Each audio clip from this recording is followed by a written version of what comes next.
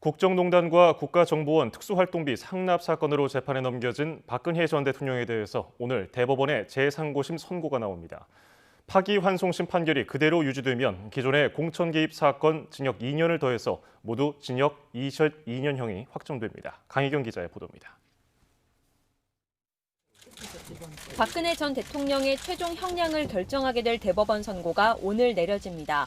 대법원은 오늘 오전 11시 박 전 대통령의 국정농단 사건과 국정원 특수활동비 사건의 제3고심 선고 공판을 진행합니다. 원래 두 사건 재판은 따로 진행돼 왔지만 대법원에서 모두 서울고등법원으로 돌려보낸 이후 파기환송심에서 병합해 심리해왔습니다.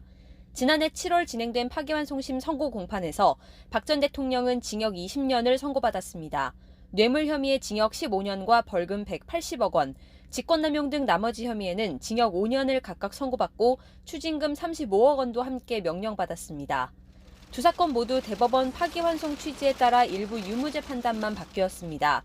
국정농단 사건은 직권남용과 강요 일부 혐의가 무죄로 바뀌었고 특수활동비 사건에서는 34억 5천만 원에 대해 국고손실 혐의, 2억 원은 뇌물 혐의에 대해 각각 유죄 판단이 나왔습니다.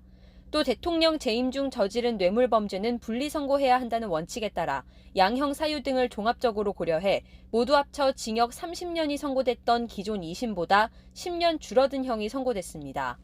검찰 측에서만 직권남용 일부 무죄 부분에 대해 재상고한 상태로 대법원에서는 파기환송심 판단을 유지할 가능성이 큽니다. 이에 따라 박 전 대통령은 앞서 공천 개입 사건으로 확정된 징역 2년을 합쳐 징역 22년의 실형을 확정받을 것으로 보입니다. 이미 대법원 전원합의체의 판단이 나왔고 파기환송심도 상고심 취지대로 진행된 만큼 박 전 대통령은 이번 대법원 판단을 끝으로 3년 9개월 동안 이어진 법정 다툼을 모두 마무리하게 될 전망입니다. YTN 강희경입니다.